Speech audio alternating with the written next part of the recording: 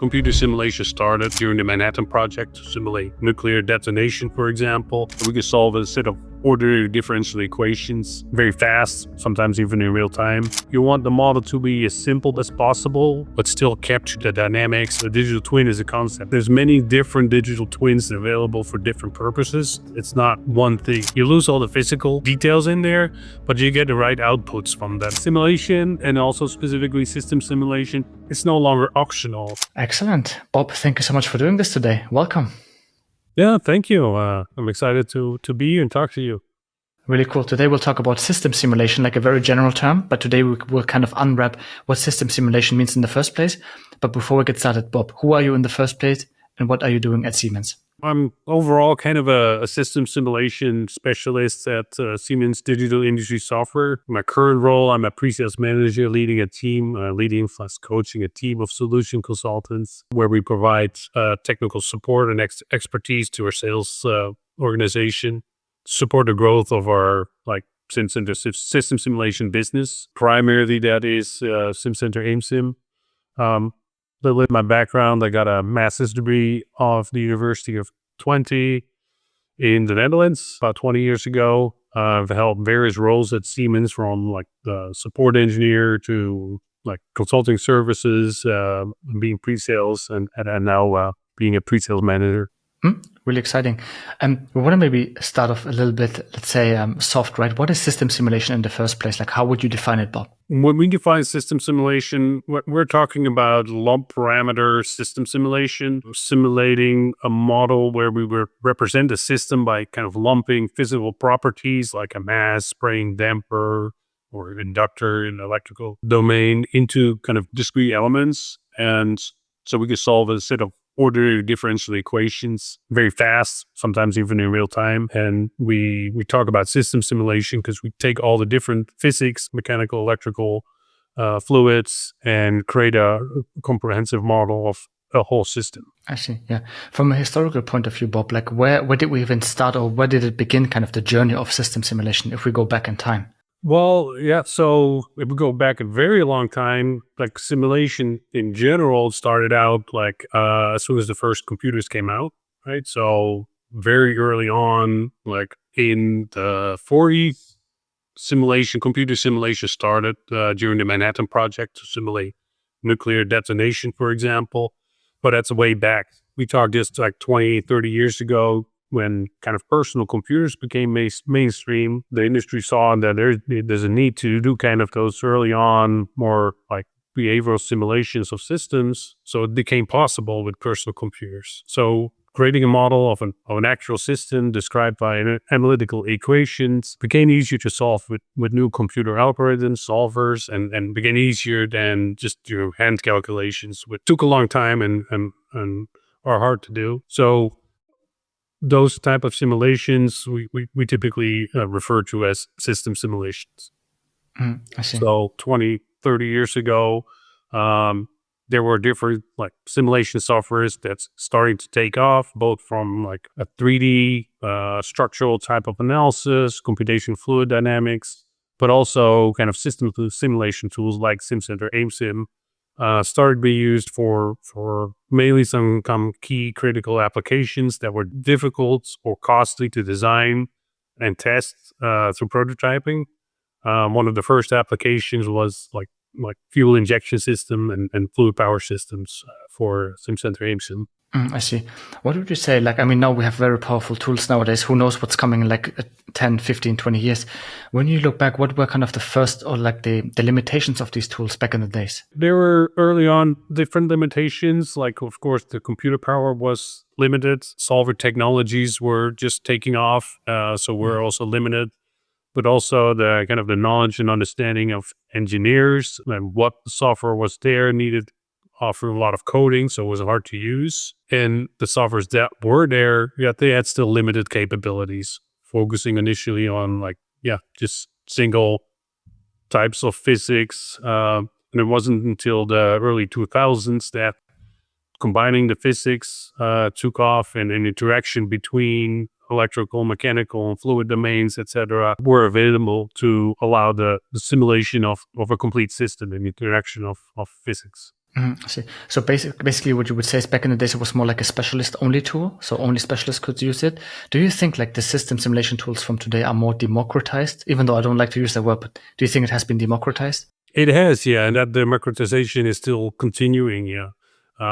Back in the days, you had to really have a good understanding of the basic principles of physics with limited out-of-the-box capability. You often had code components that were not standard, and that coding had to focus also on solver efficiency, for example, preventing very small time constant that were harder to solve, discontinuities like that the solver couldn't solve. Right, so we had to address not just the physics, but also understand solver technology and computer science. Nowadays, the basic physics they're standard available. The solver keeps getting better and better. The solver keeps getting faster. So a large focus of the simulation software is now on ease of use to develop the model and ease of use to analyze the model rather than just pure the physics and solve it. However, one additional note, like we've reduced the solver technology continues to evolve. In the last couple of years, we've updated and improved our solver technology in SimCenter AimSim, and models are running 50% faster than they were a few years ago. And as an end user, solver technology is not something to worry about anymore. I see. When we define about now the topic of multi-physics system simulation, I know a lot of people want to jump straight to the 3D part of the system, right? They want to have it as complex as possible, but I think you should actually divide and conquer it. So basically, smaller chunks, simpler problems. So you actually go back and start with a 0D/1D problem. Can you maybe describe like what is the 0D 1D problem to begin with, and how do we solve that PDE? Yes, yeah, good question. Yeah, so a lump parameter model that we call it is a model that describes the physics as like the physical part as a single point, whether it's a mass, a resistance, thermal capacity, where the single independent variable is time. So you can use ordinary differential equations, ODEs, and since there's no spatial dimension that varies, like you're not varying in X, Y, or Z direction, we could call it 0D because there's no spatial dimension, right? So for example, a spool in a valve that's moving is just represented as a single mass, or a thermal wall is lumped into like a single thermal capacity. If you add a spatial dimension in addition to time, technically it's called 1D, you end up with partial differential equations with respect to time and to that spatial dimension, and they're much harder to solve by the solvers, right? So now there's a gray area where we call our system simulation often 1D, right? So if you have that mass in the spool and you say, okay, well, I'm breaking it down into separate masses that have a stiffness in between, so you can model some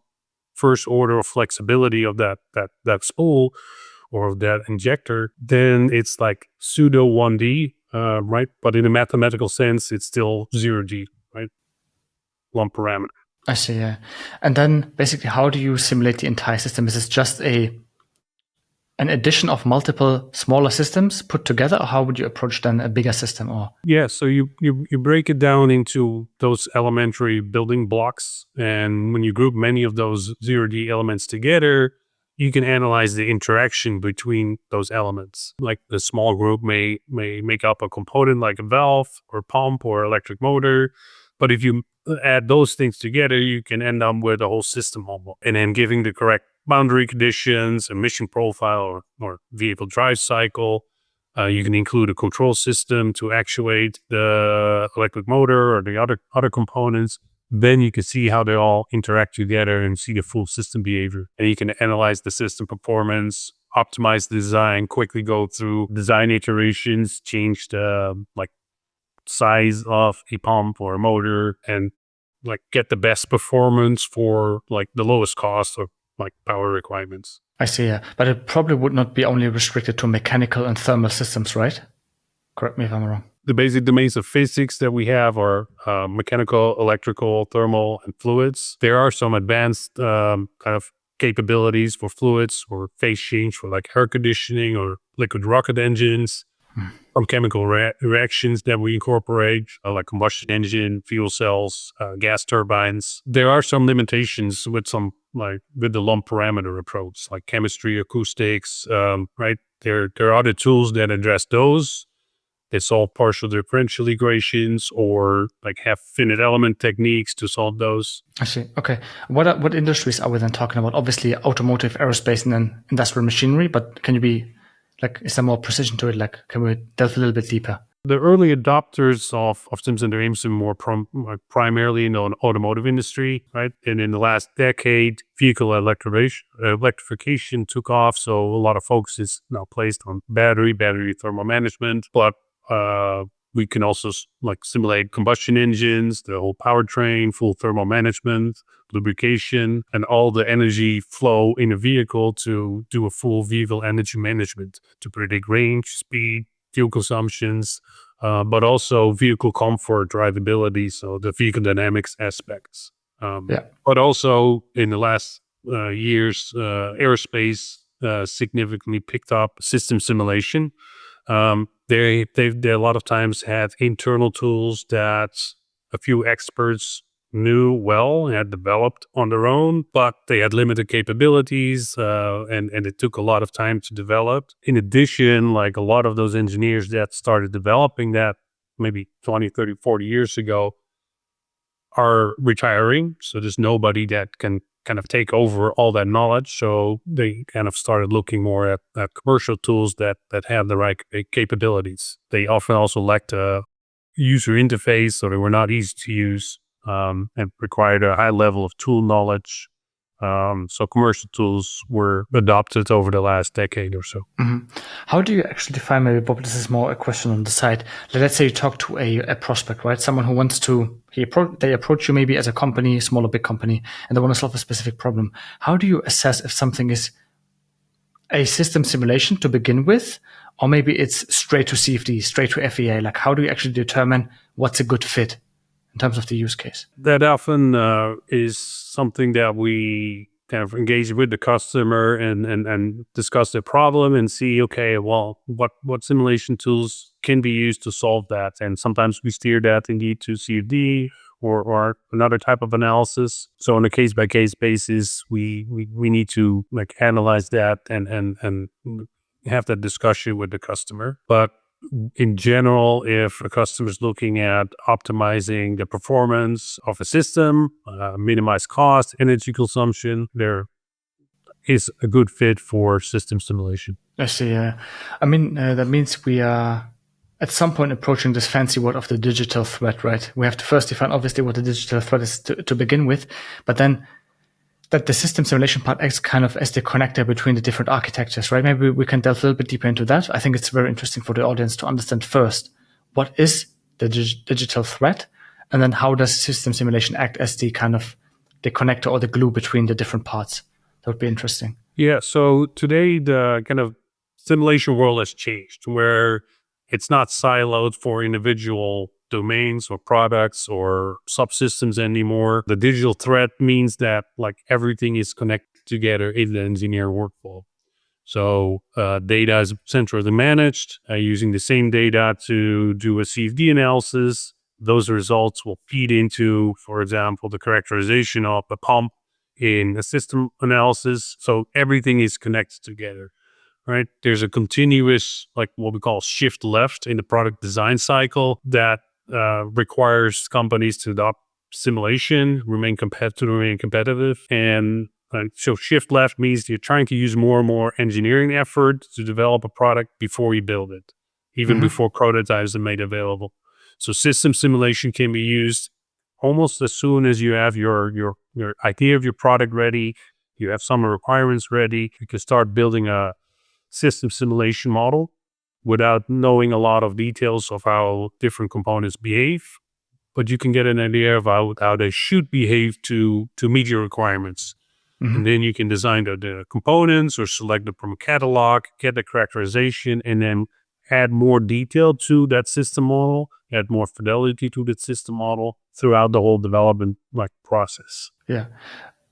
Maybe it's important to understand that the difference between a digital twin and a digital thread, like what's the difference and how do they combine each other?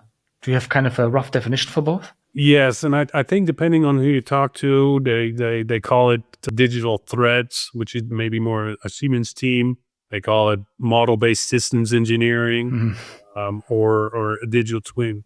A digital twin is a concept. In my opinion, it's not like here is a digital twin. A digital twin is a concept. You can have a digital twin to design the products. You can have a digital twin to run alongside a production machine. There's many different digital twins available for different purposes. So it's not one thing. A digital twin can simply be just the CAD environment where you have your whole system modeled, right? But it's not simulating anything. That's also a digital twin. I see.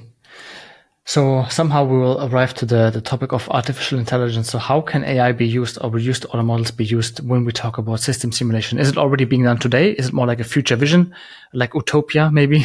Or is it already being done and implemented today? System simulation runs fast, but you always want to run it faster, right? So we have some technologies that allows us to create reduced order models using AI, machine learning. Reduced order models have been used for a long time, but it was always a manual process to create a linear model out of your system to use in your control algorithm. But with the advance of AI machine learning, you can now create a kind of variety of complex neural networks to capture the right dynamics and results in a very fast simulation models. You lose all the physical details in there, but you get the right outputs from that reduced order model. And then they can be so accurate and fast, they can be used as part of the embedded control system, but also as, here comes a digital twin that runs along the actual machine in real time.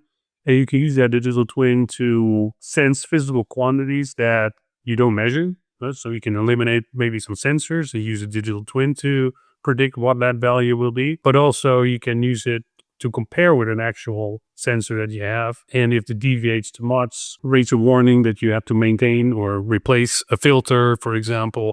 And we call it kind of predictive maintenance. Yeah, I see. Do you have some application, maybe, Bob, that you can talk about apart from the stuff that you've just mentioned, where people actually want to use reduced auto models? And how do you even make customers or prospects aware that, hey, by the way, you could use AI there? How do you approach that? AI is a big buzzword. So almost every company is asking us, well, what do you guys do in AI world, and how can we utilize that? And we're promoting that to customers through webinars. It's like, hey, you can create an executable digital twin. So we call it executable digital twin if it runs alongside an actual plant that is in operation or in an actual vehicle. So we're promoting it heavily to our customers that we are using AI to create those models.